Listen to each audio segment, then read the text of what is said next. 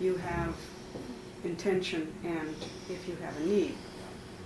And I was kind of stopped by that, and I thought, okay, all of this about craving and wanting hasn't really addressed need, this extraordinary circumstances of like making medicine out of a glass of water, if that's all you have, then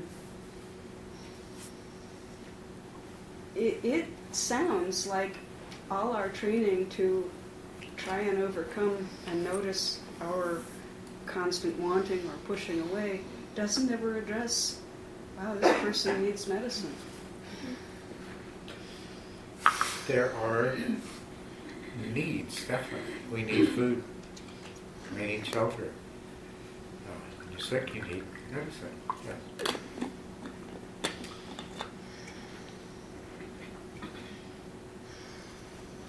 What have we said that seems problematic in regard to that? There isn't much more to say than, yeah, that's a problem. Yeah, yes. There are needs. And the thing is, too, that what we don't need is suffering. Okay?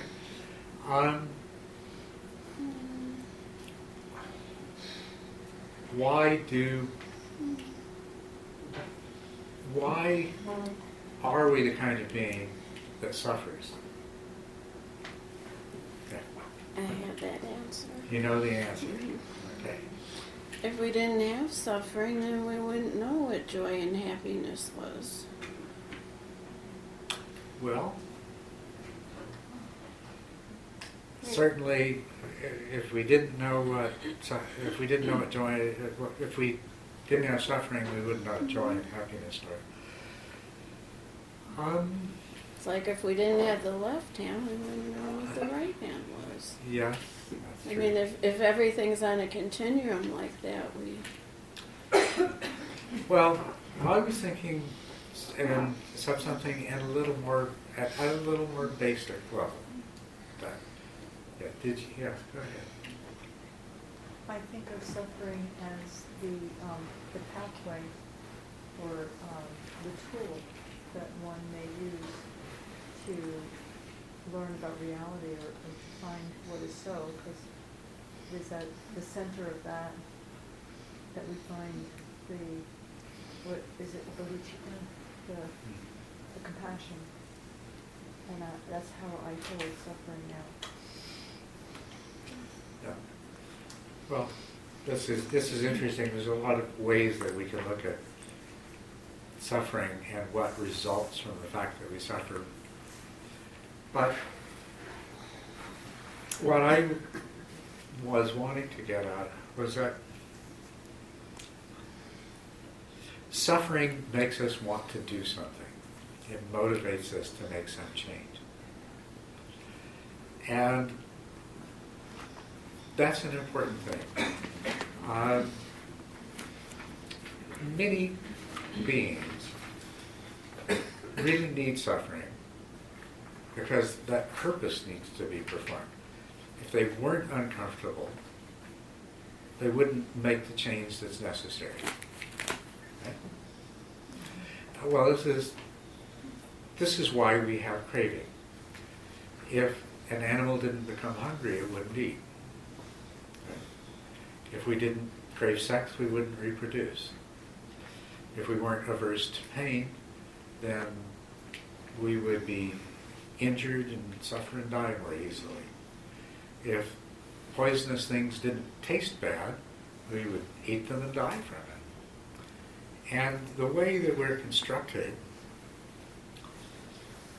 we feel pleasure in association with those kinds of things that, in general, are beneficial towards our survival, our continued well-being, our reproduction.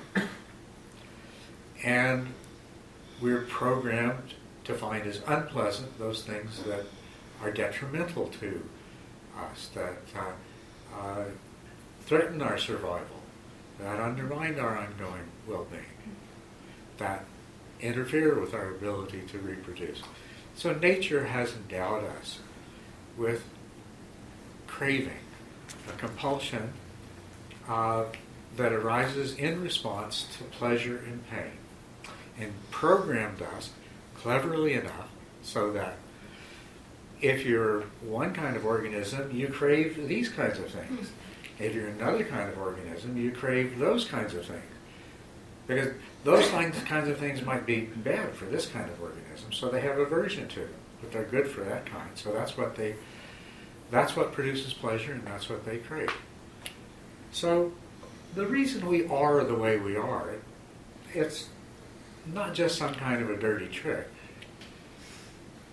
And there's some of these other wonderful things that come from it because we experience suffering. Without the darkness, how would we know about the light? This is true, but at a more fundamental level, these things exist because they have served a purpose. But the point is that we don't no longer need to suffer. We no longer need to be driven by craving. This is the point. It doesn't change the fact that we have needs.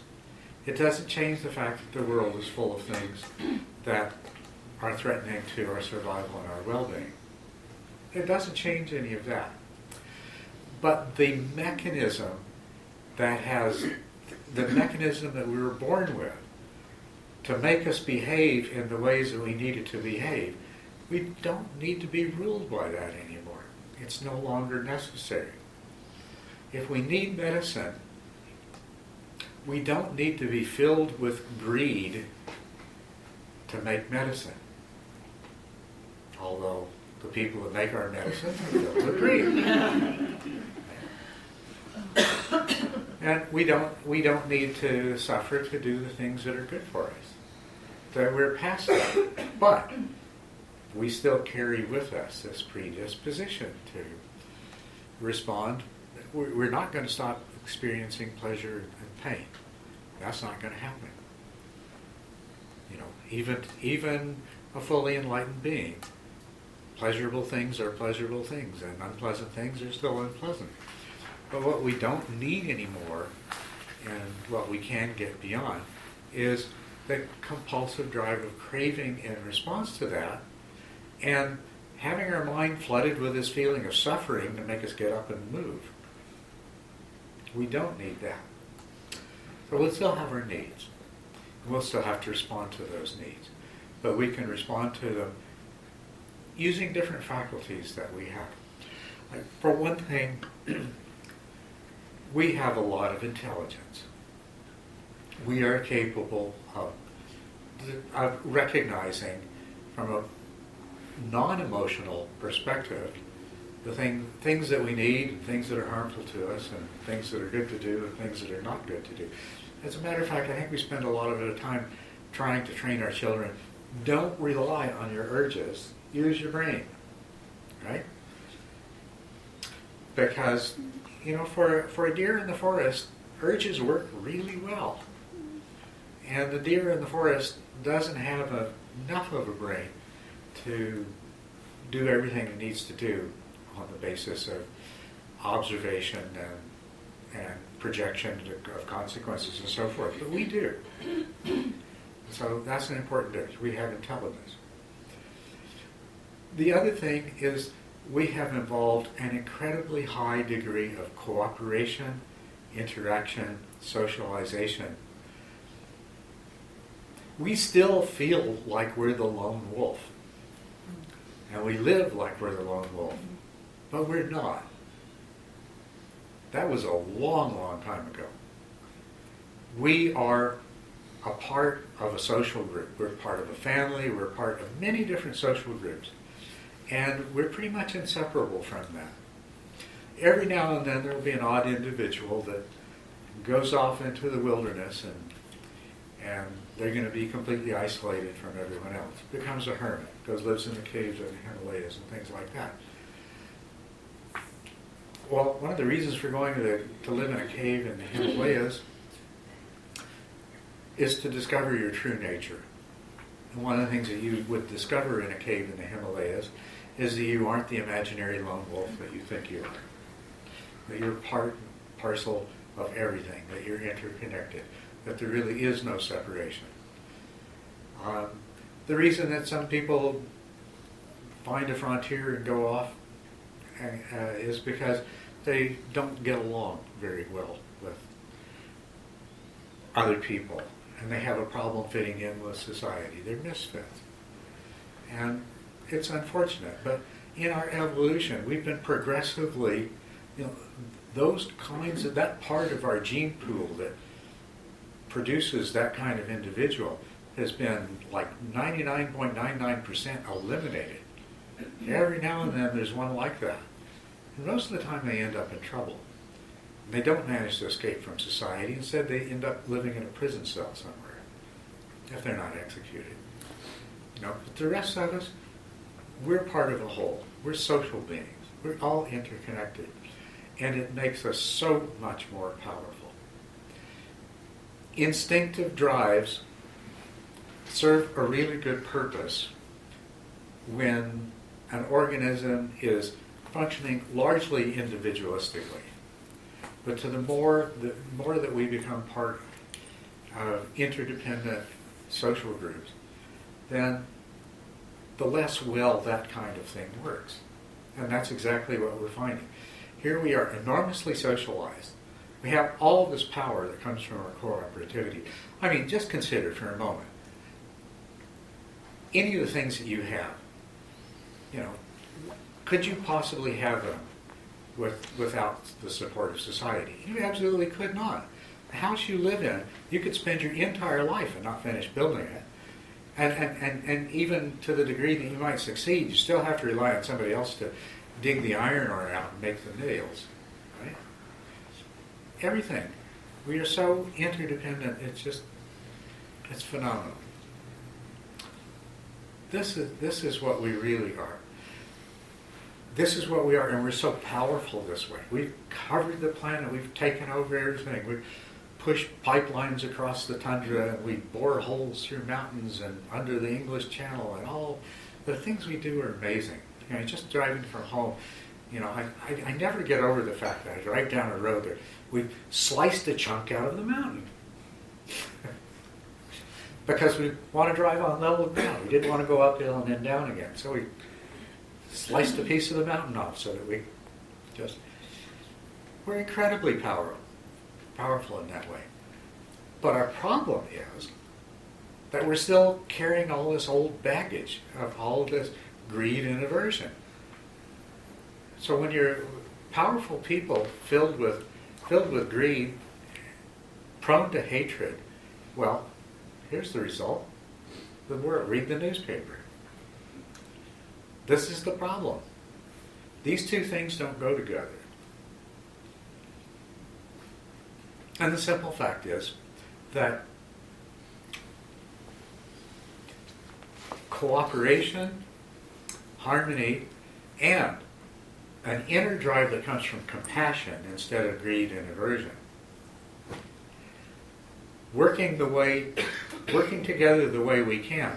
If we all came from a place of compassion, my goodness, what would that be like? Just think about it. Needs? Our needs would certainly be much, much better met than they are right now. Right?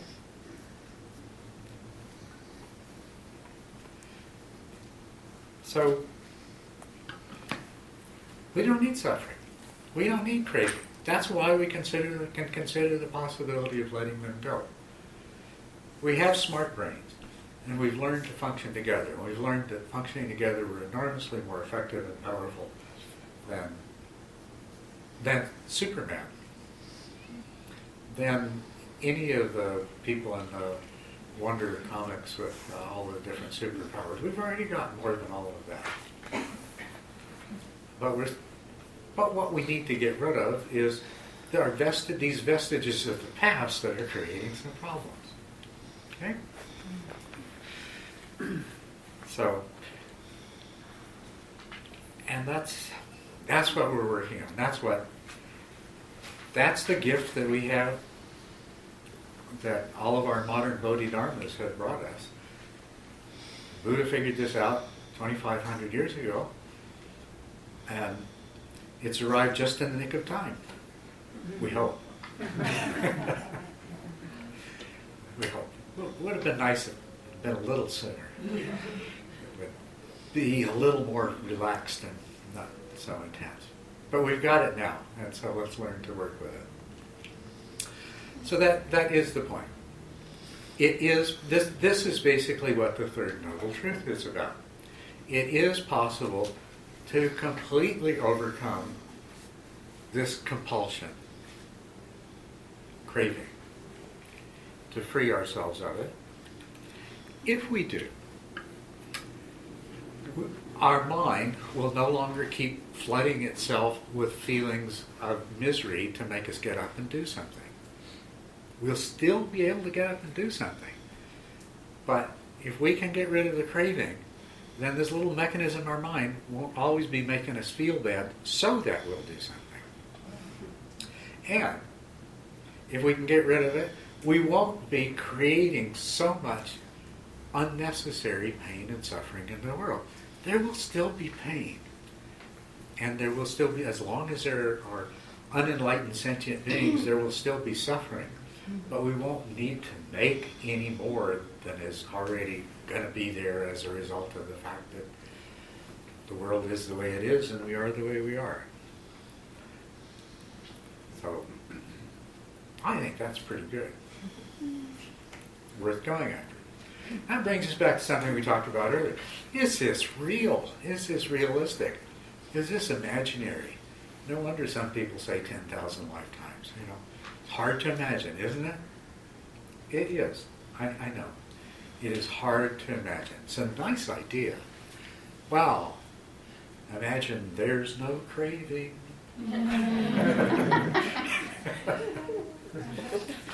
None in me, none in you. We all work in harmony. Act out of compassion, support each other, love each other. God is love. Love is everything. It sounds so good, and we want it so badly. And a really legitimate question is it possible? This is where faith comes in. Not the kind of faith of having to believe in things because they're handed down on stone tablets or anything like that. It's more a kind of confidence that we need to be inspired to faith by being presented with things that give us the confidence to try it out and see if it will really work. It is not an easy path. It doesn't happen really quickly.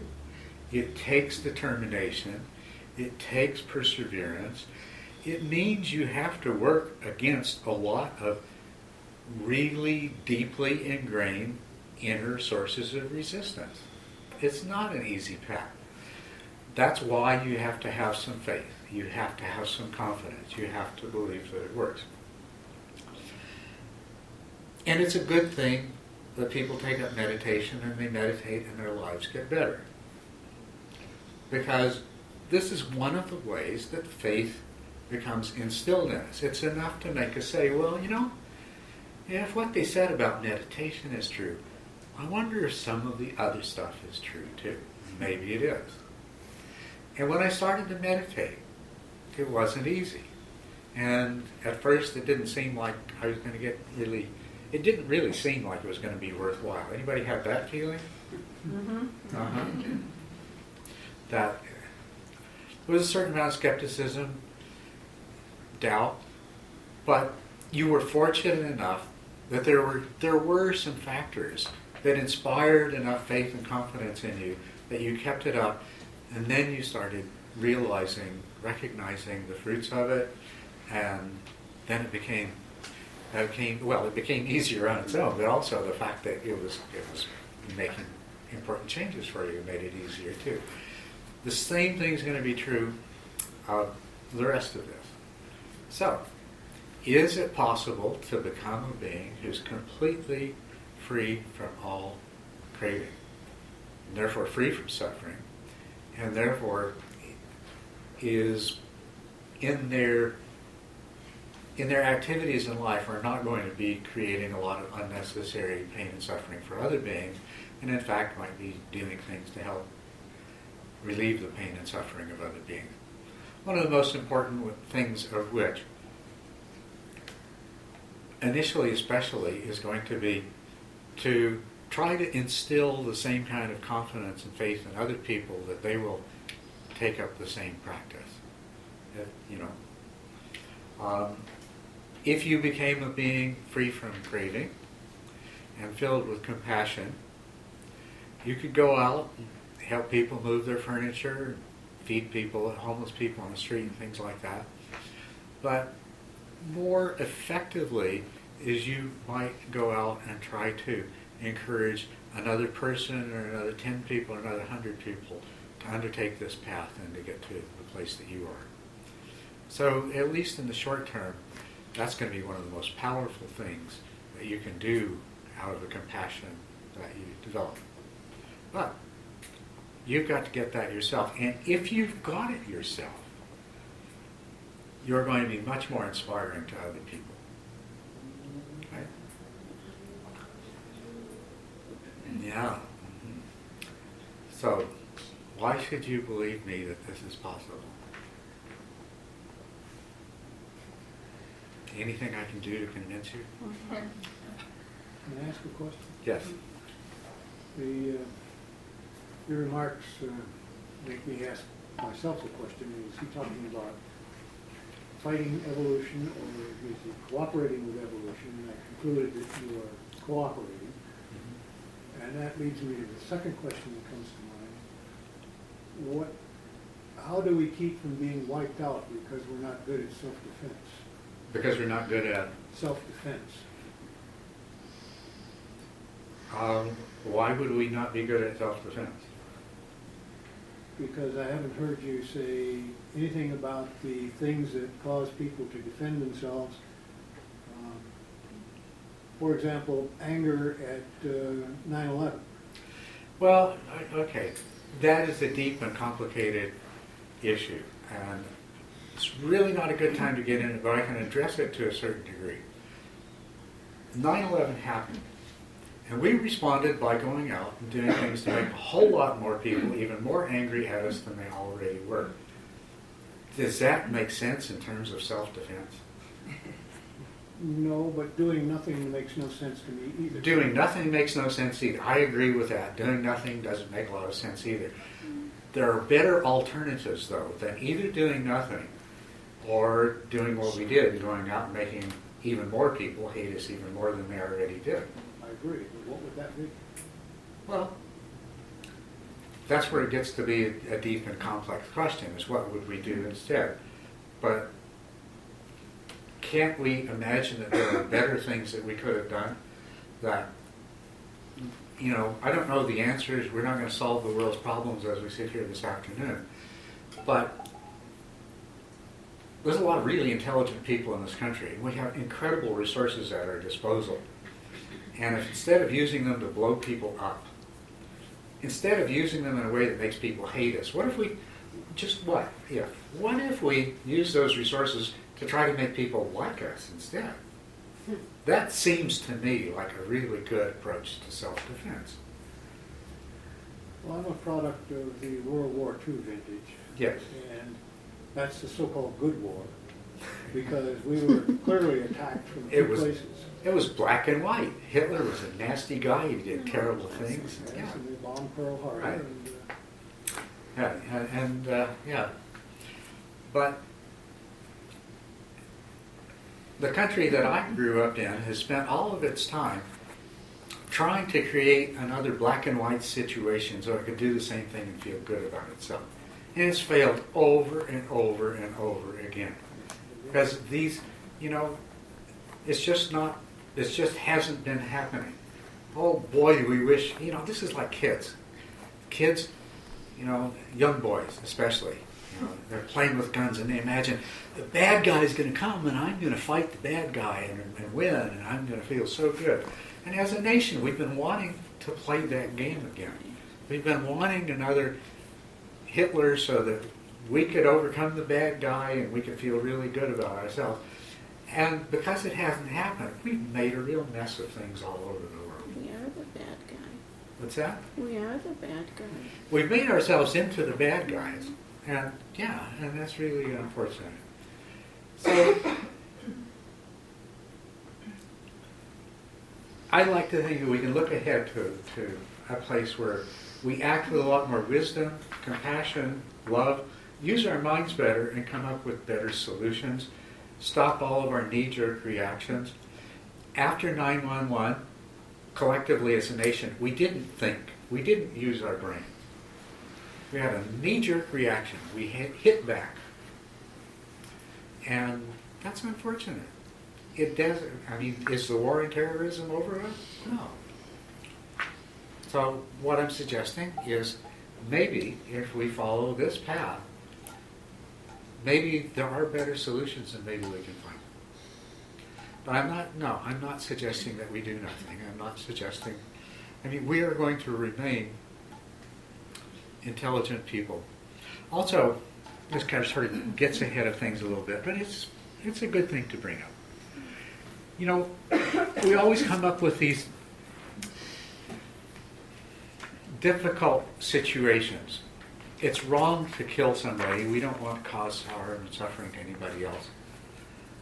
But what if it's the only way to keep that person from killing 10 other people or 100 other people? I mean, that's our kind of, that's on a small scale, that's the World War II situation all over again, right? Not that there's simple answers to that. Not that we can carve it in stone and say, it's always better to kill the one guy to save the 10. Because it's not that simple. Might work a lot of the times, but there will be other times that it doesn't work. But those kinds of situations do exist. And we're not saying that an awakened person loses their capacity to recognize that situation. We're saying that an awakened person has a lot better resources to draw on in deciding how to deal with the situation, and an awakened person is not being driven by knee-jerk reactions, compulsions, emotions. That an awakened person can call more fully upon all of the resources they have, intellectual and otherwise. And maybe they can think of a better solution, or maybe they still got to shoot the bad guy. You know, I don't know. But whatever they do, it's probably going to work better and be ultimately a lot more beneficial than if it was someone else. Okay? Yeah, I ask the question only because without knowing real statistics involved, I suspect people like we are trying to become are still very much in the minority. Yes, absolutely, we are. Yeah, we are in the minority. And we're going to have to confront this problem. While we're a very, very small minority, there's going to be we're going to be confronted with a lot of greed and hatred and exploitation, and we're going to have to figure out how to deal with that. And turning our backs and rolling over is not how we deal with it. It absolutely isn't. And we need, and this is where we get into talking about the virtue part of this path. The leg of virtue, you know, on the surface it looks like this is how you be a nice person, you behave in this way. But it isn't really. It's about how do you solve these real life problems. That's what virtue is about. It's about the problem of, do you shoot the one guy to save the 10? Yeah. So in my martial training, one of the things we learned very big is, so we have the ability to take out with our hands somebody easily, yet the real solution is that you don't do anything to them, and if necessary, you absorb the punches and allow them to go on. And yet, if you're protecting your family, and you have 3 people you're worried about, you're probably going to take the first one down. But then it's interesting because you can learn to do things in a mindful manner, so you don't even really need to touch them. They can go run into the wall themselves and handle it themselves, and let them take a lesson that way. So there are a lot of options other than just breaking somebody's neck, let's say. Now, on an individual level, it's hard for me to apply that globally, but certainly from a one-on-one. I'm remembering the women of Sparta, was it, that took charge of that situation? So let's not forget.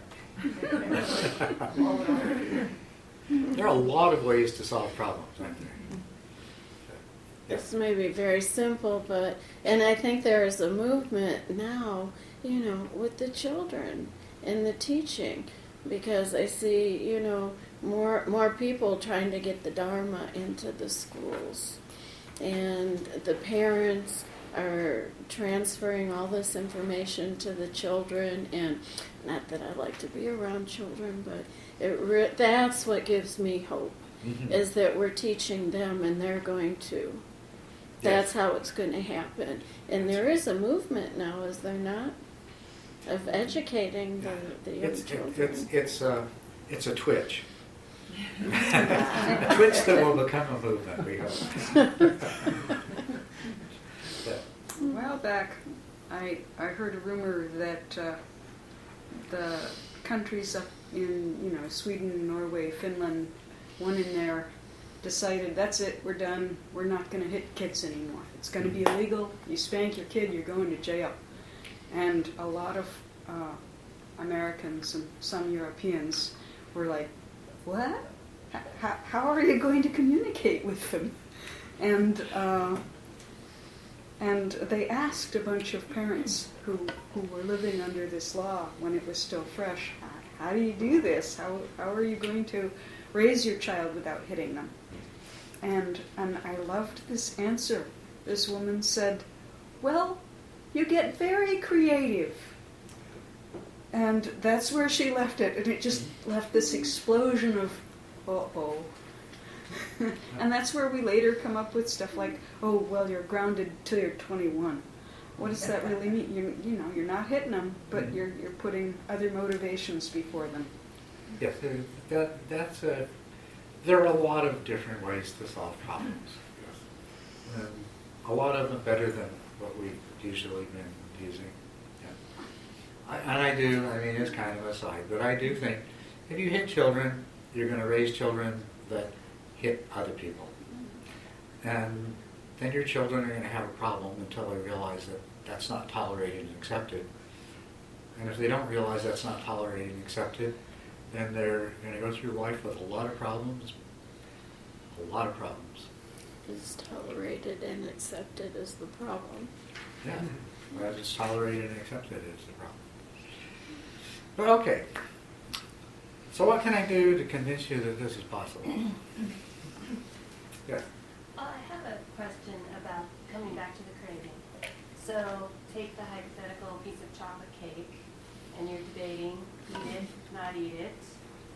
So, how would you know and how would you feel if you were eating it out of craving versus just having a piece of chocolate cake? No big deal. What would be the difference in that experience? Well, the question is, if you're eating a piece of chocolate cake, how do you know whether you're eating it out of craving or you're just eating it because eating hot chocolate cake is a good thing to do under this present set of circumstances? Because it was there. And Or substitute chocolate. what did you say? No, because it was there. Because it was there, and because you're hungry would be a very good reason, and it doesn't necessarily have to mean that there's any craving there. Because, an awakened person is going to continue to eat, and if you offer them cat food or chocolate cake, they're most likely going to choose the chocolate cake, unless there was some really good reason, like somebody else really wanted the chocolate cake and there were no more cats.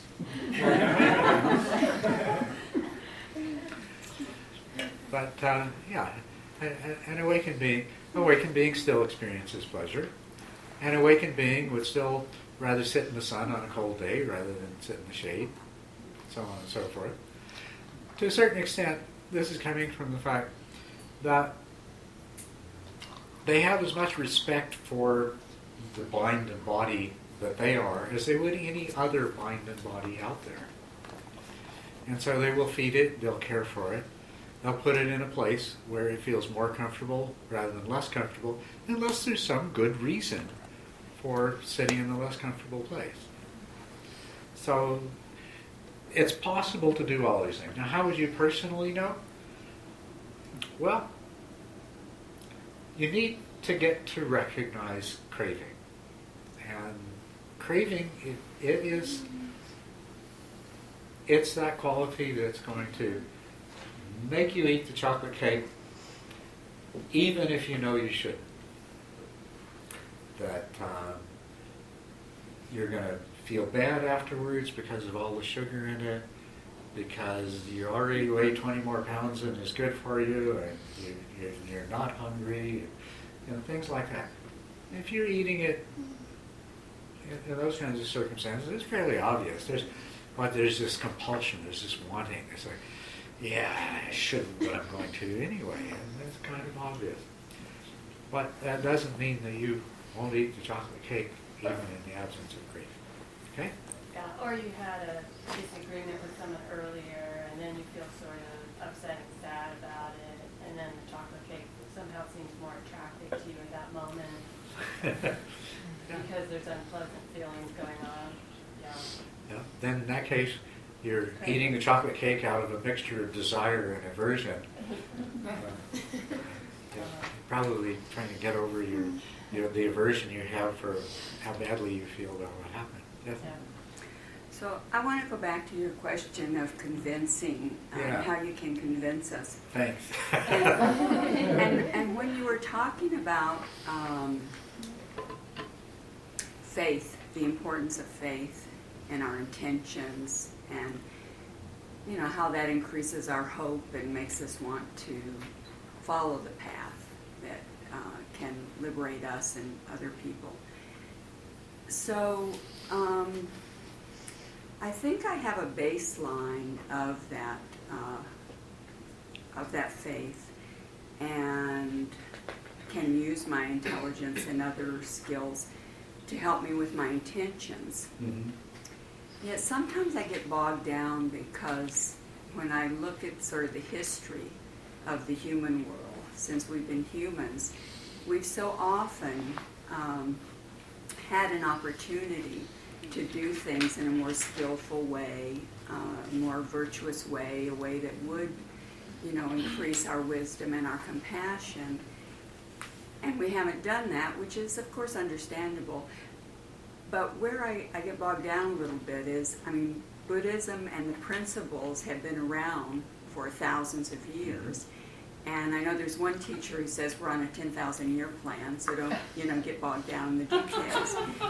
But I would still, for example, to take a common example, when I look at Tibet, for example, there was enormous understanding of the teachings, of following the path, and then something so difficult there that has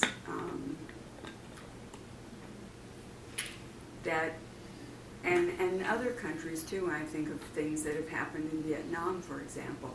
That's when I do need to be convinced a little bit more. Okay, well now this is an important part of it, definitely.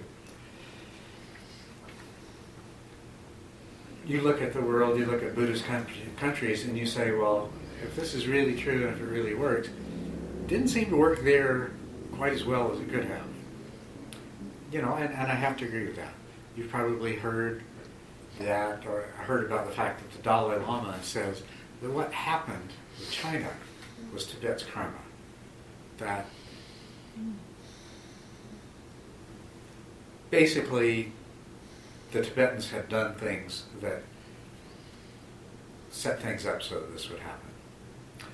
And that's in spite of being a Buddhist country and where all these values are, so, wow, how come all these Tibetans weren't so enlightened? How come Tibet wasn't the kind of craving-free, compassionate society that we're talking about? And I agree with you that it seems like Tibet should have been a place where that could happen. I mean, everything was in place. I mean, they ran the whole show, the government, everything else. You know, how come the Buddhists couldn't have created a true Buddhist society? Instead, they created a society that was stuck in a kind of medieval thinking, where there was a lot of poverty surrounding lavish temples and monasteries. Why did that happen? Well, that's a legitimate question to ask. And I suppose that's not so much addressing the question of whether this kind of attainment, the ultimate cessation of craving, is possible. It's sort of the next question after that. Is it possible on a scale that will make any difference? Mm-hmm. Right? Yeah. So, and for me, that is a matter of pure faith. Arrived at in the same way I'm going to talk about you arriving at the faith and confidence that achieving this kind of liberation is possible. But it hasn't. But this other thing, where not only have people become individually liberated, but it's happened to enough of them that we actually have a Buddhist society. That has not happened. No, it hasn't. And is it possible? I believe it is, on the basis, I have a lot of reasons that are strong enough to satisfy me, to make me believe it's possible. And to make me want to do whatever I can to try to make that happen. But we have no way of knowing it's possible until it's happened. If it happens once, then we'll know it's possible. Right? If Tibet had been that kind of success, then we could hold Tibet up to the rest of the world and say, it's possible, we can all do this. Unfortunately, we can't. But I'm hoping that we're still going to do that. We're still going to create a Buddhist society that can be held up to show the rest of the world that it is possible for human beings to come to and live in this kind of place. Well, let's go back to, is it possible on an individual basis? Yes? One thing I struggle with sometimes is that I've heard a lot of Dharma teachers say, well, I'm not fully enlightened. And they've been practicing 20, 30, 40 years, Yeah. pretty diligently, you would assume. And so I wonder, if these people aren't achieving full enlightenment, who is? Right. Okay. This is getting into it here. This is one of the I like this. We're raising all the good questions. We're not pussyfooting around them and pretending and being nice about it. No, this is serious obstacles that stand in the way of being convinced. And until you're really convinced, you're not going to be able to embrace this path the way that I want you to. You had something to ask, Barbara. Oh, I just wondered whether Bhutan was kind of an example. It's so tiny. It is so tiny, but you're right. It is. I'd say it's the best example we have. It's the closest. Yes. Yeah. And on a small scale, there are other examples we could come up with here and there as well. They're part of what can help us to sustain enough confidence to give it a shot. Can I answer your question?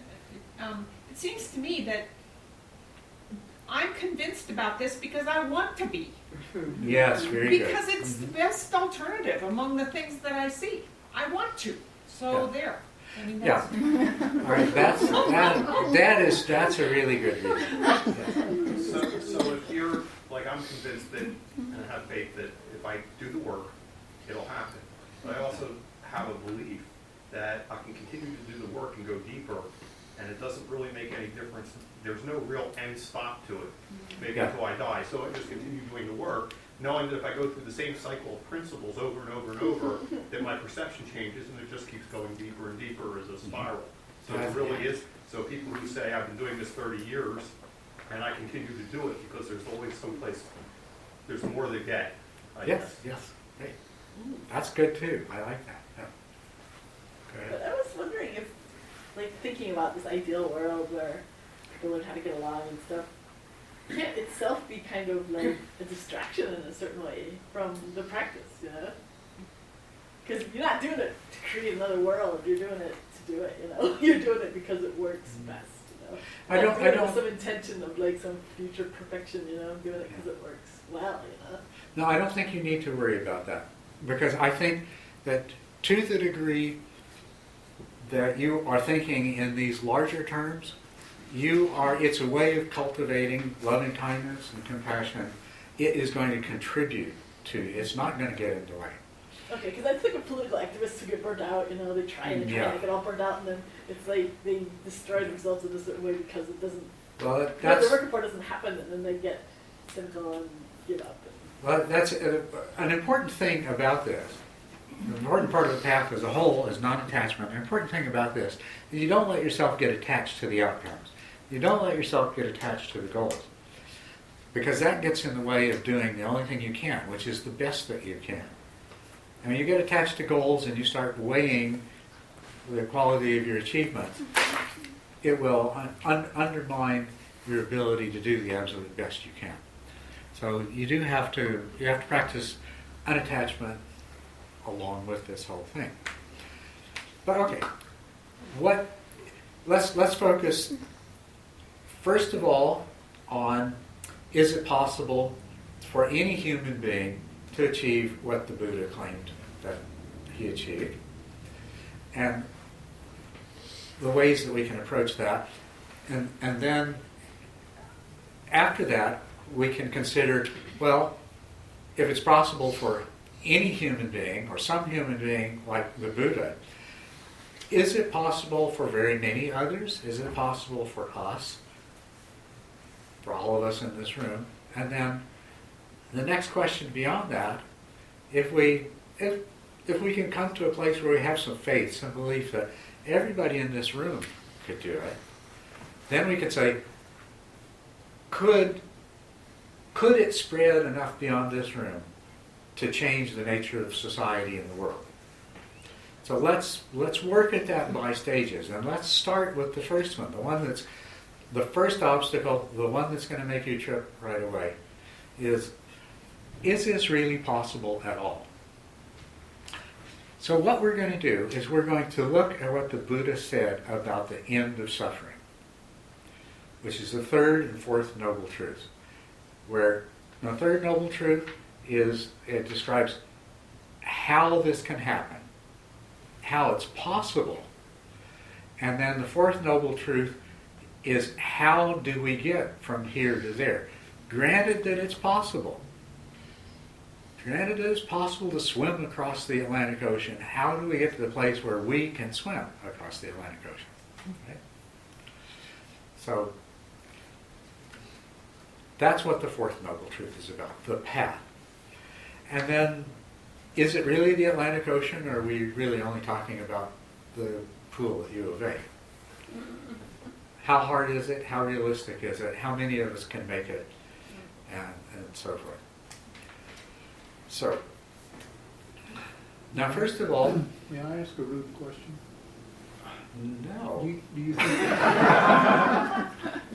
Do you consider yourself enlightened? Do I consider myself enlightened? Yes. I'll tell you about that as we go along, okay? That was part of my plan. Okay. So, one of the really wonderful things about this path, to begin with, is that it is good in the beginning, good in the middle, good in the end. As soon as you start practicing it, you'll start reaping rewards. And that will give you the faith and the confidence and the motivation to continue on. And you build up a certain momentum. Now the unfortunate thing is, human nature being what it is, some big, huge change happens in your life and you fall away from the practice, you might not go back to it. But if you persevere you will experience rewards that will keep you on it. Which is why, if it was only about the end of the path, then you'd say, well, this guy's been doing this for 30 years and he's not a Buddha yet. But it's not about the end of the path. It's, as you said, it just keeps getting better. And then the question comes, well, if there is, does it matter whether it's the end or not? Or maybe it's better there's not. As long as it keeps getting better, it can just keep getting better forever. So we don't care. So what we want to do is we want to look at this and we want to see what we're going to talk about is really right view. The only reason anybody ever undertakes the path is that they have established right view or right understanding, which is that they can see that yes, it's conceivable that this can be achieved. And of course, you do need some reinforcement in the sense you need to see some people for whom it's worked. They don't have to be arhats, they don't have to be Buddhas, but you need to see some people who are significantly along the way and close to that. That's going to reaffirm your confidence a whole lot, right? And then you've got to become one of those so that you can do the same for other people. Okay? So I think it's the time to start getting into it. What does it mean? Now, the end of the path is the total, complete, forever cessation of every kind of craving and every kind of suffering. But there are stages of awakening. There's stages at which you can be enlightened before you've reached that. Okay?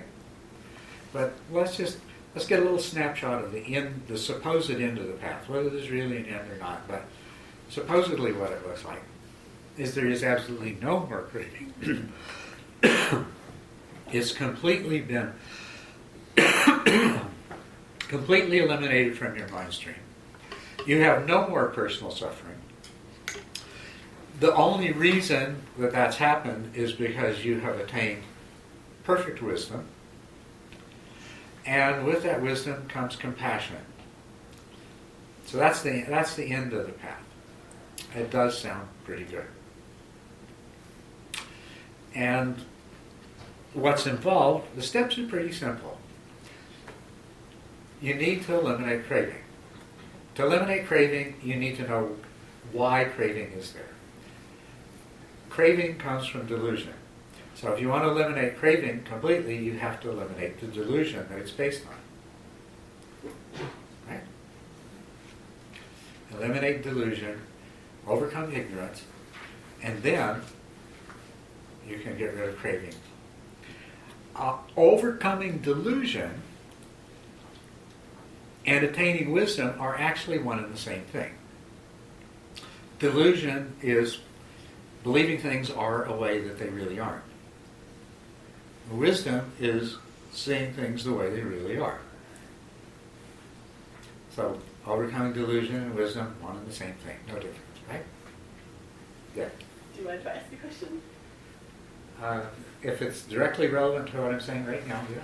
I think it is a little bit, because I was thinking about the chocolate cake thing, and somebody's saying that if you eat the chocolate cake because you're angry, sort of implying that might not be a good thing, but it seems like if you have the wisdom, you might realize, well, the chocolate cake activates the pleasure part of my brain, and it actually decreases the anger part of my brain. So if I concentrate on that and enjoy it, I might be able to take a couple bites, and it might actually be a good thing to do.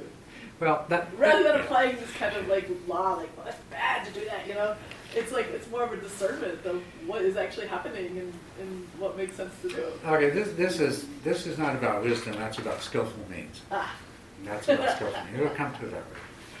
But so really, I'm trying to define the problem so we can start talking about the solution over here.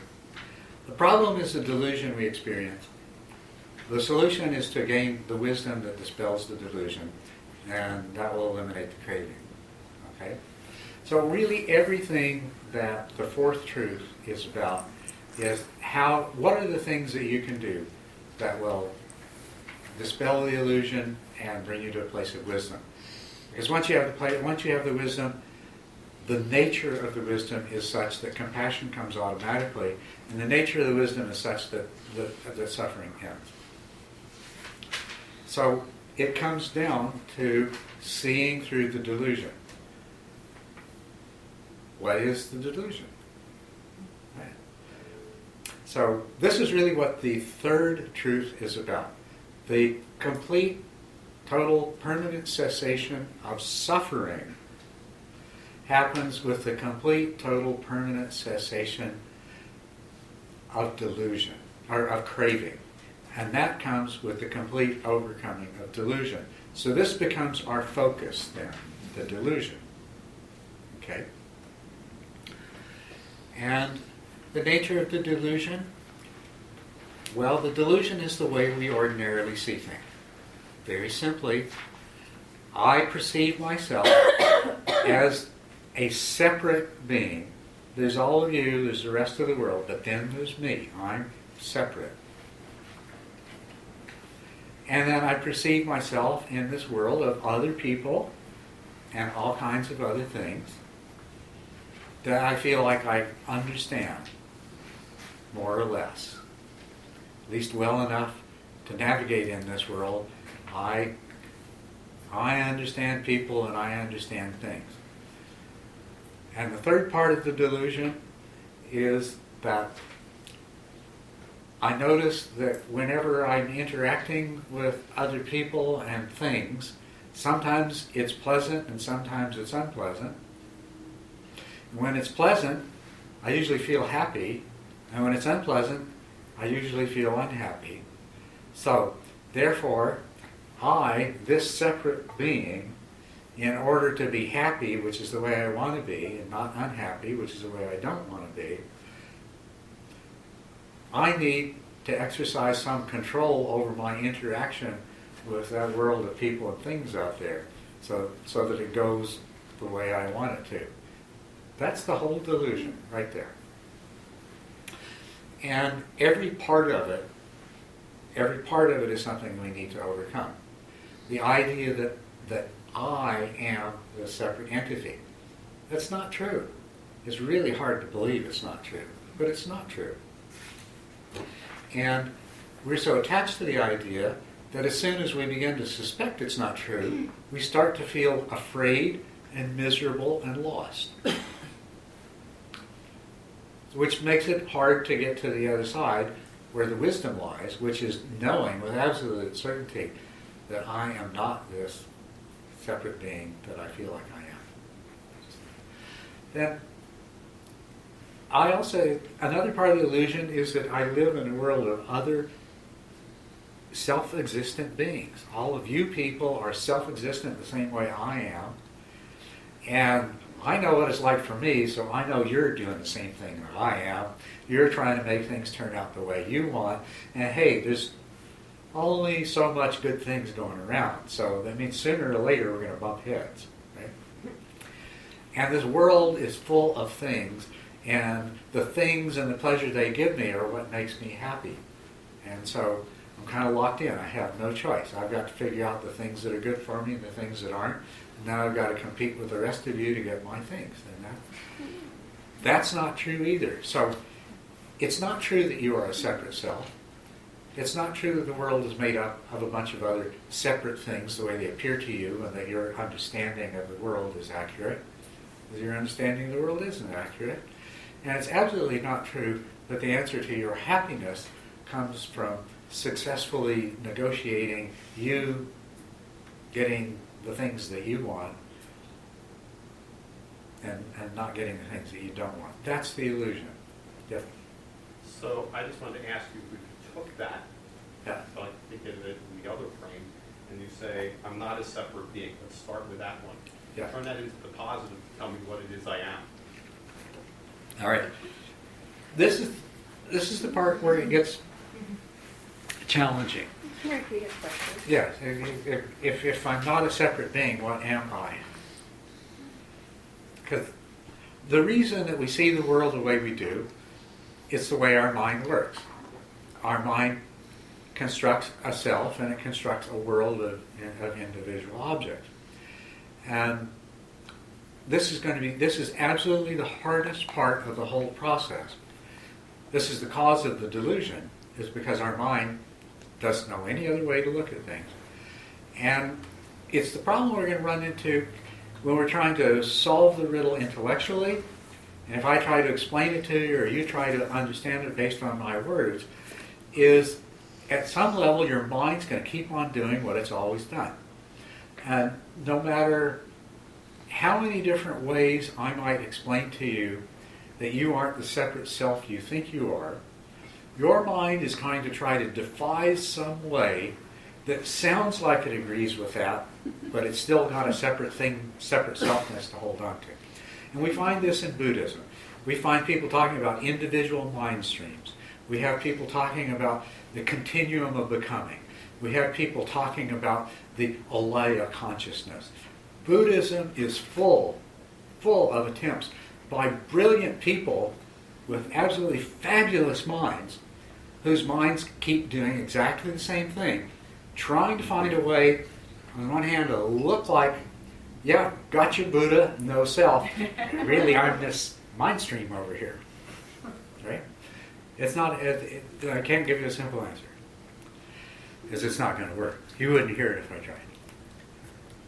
It would sound. It would sound. You'd feel like you got it, but it sound like something else. Try it. We'll get it. We'll inevitably. Convince me. Inevitably, we will have to. As a part of this, it's a question of pointing the way. But what I'm telling you is, I'll point the way, and you'll actually see where I'm pointing. But then your mind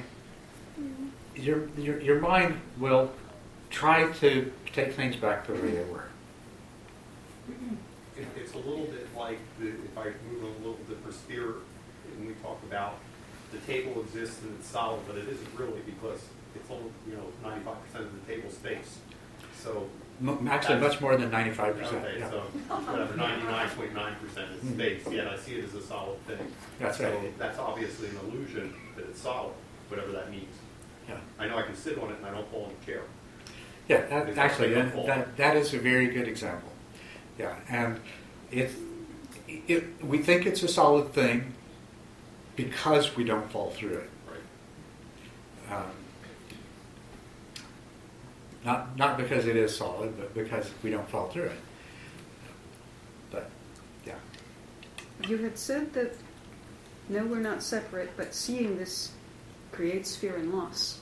Perhaps an approach to being able to see it is to go back to explaining how the loss of a self that was never there in the first place creates fear and loss. How I'm still trying to grab onto how are we not separate.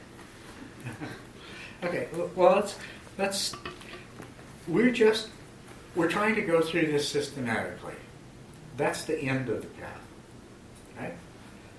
So, in the course of that, we're going to be talking about this. The rest of the weekend is going to come up over and over again for these things, and it's going to keep coming up in the weeks and months that follow. It is part of the practice. It's part of the study and the practice. So it's not something that's going to be over with in short order. But we don't need to jump ahead and try to work on these basically problems that are not going. We're not going to be able to make much progress on yet. We're going to be able to make much better progress on these problems after we sort of get the whole picture together, okay, and we see the steps that are involved. It is a realization. Not self is a profound realization. Okay? And all that you're going to be able to do intellectually is to come up with some insights of a purely intellectual nature that help point the way to that serve to reinforce your confidence that indeed doing the things that are necessary in order to have that realization do make sense. That's where we're going to go with it. Okay. Okay. So there is this illusion, and the answer is to get through it. It's not an all or none thing. It happens by stages. And it's important to understand the stages by which it happens. The self that we're talking about has two aspects to it. One is this feeling, this sense, this inescapable sense of I am. And I am means I am separate. I am this, I am not that. And that's a feeling. It requires no thought, no conceptualization, no knowledge, no information. It is just a pure gut level sense, right? You know what I'm talking about? You have that. You're going to have that until you become a Buddha. Okay? The other part of the self, the mind, because of this feeling, because of this sense, constructs an ego self. It is a construction of the mind. It is conceptual. It is ideational. It's built up out of a lot of different pieces. And it's the person that you think you are. Not the separate self that you feel you are, but the person you think you are. It's this ego self. And that's our first target. The first stage of enlightenment is when you can see clearly, when that ego self becomes transparent, so you see it for exactly what it is, something manufactured by your mind. It doesn't go away.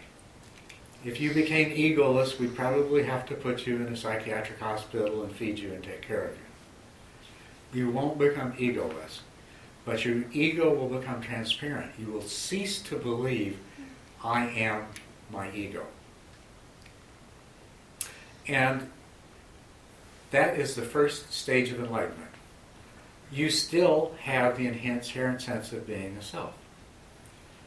And you still have the craving that, on the one hand, is part of the logic of being a separate self, and on the other hand, is a result of how many years have you lived?